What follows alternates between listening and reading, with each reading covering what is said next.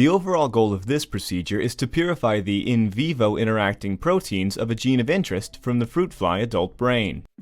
This is accomplished by first generating the transgenic flies that express the TAP-tagged bait protein and collecting the adult heads from these flies.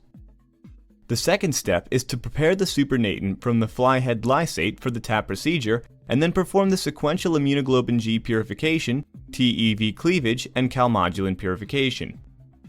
Next, 5 elutions collected from the final step of the TAP procedure, together with the total brain lysate and the protein complex after TEV cleavage, are resolved by SDS Page and visualized by silver staining.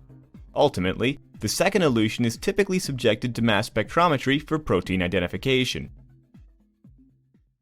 The main advantage of this technique over existing methods like yeast-2 hybrid and core IP experiments is that the protein-protein interactions detected by TAP take place under near physiological conditions, which helps preserve the specificity of those interactions. 2 rounds of purification steps enable the enrichment of the specific bindings and reduce false positive rate. Demonstrating the procedure will be Mingwei Zhu, a postdoc from my laboratory.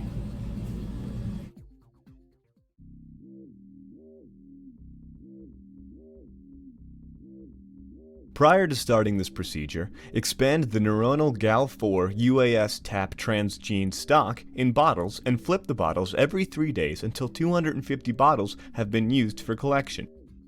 Collect 1 to 3 day old adult flies into a 50 ml conical tube and place the tube